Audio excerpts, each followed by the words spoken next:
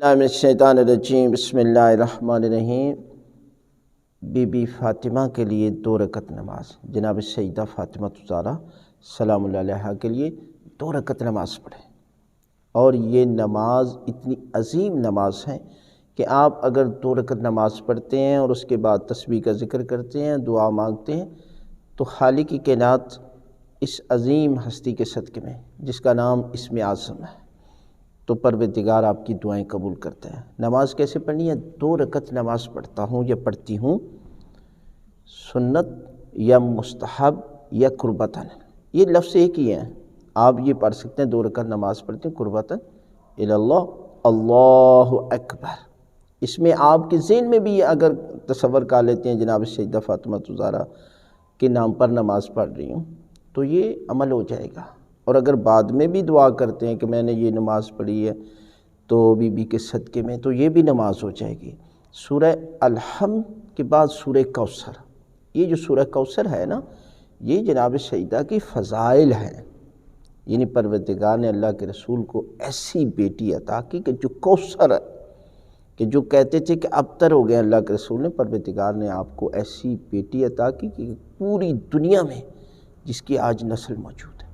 لہذا پہلی رکعت میں سورہ الحمد کے بعد سورہ کوثر، دوسری میں سورہ الحمد کے بعد سورہ توحید کی تلاوت کریں، قل هو اللہ احد،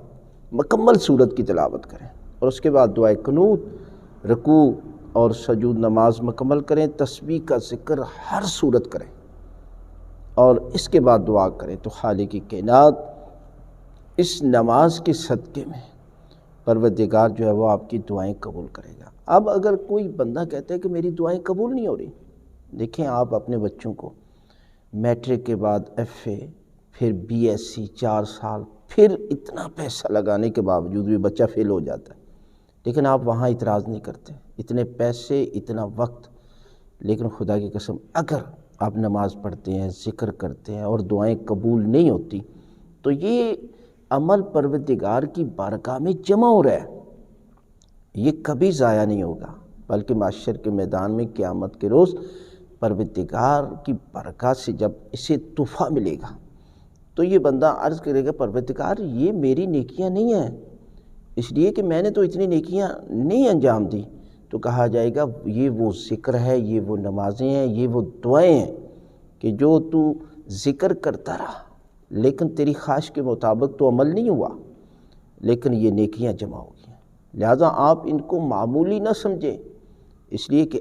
یقین کامل اور عقیدہ مضبوط کے ساتھ آپ ذکر کرتے ہیں، نماز پڑھتے ہیں، تو خالق کائنات آپ کے درجات کو بلند کرے گا۔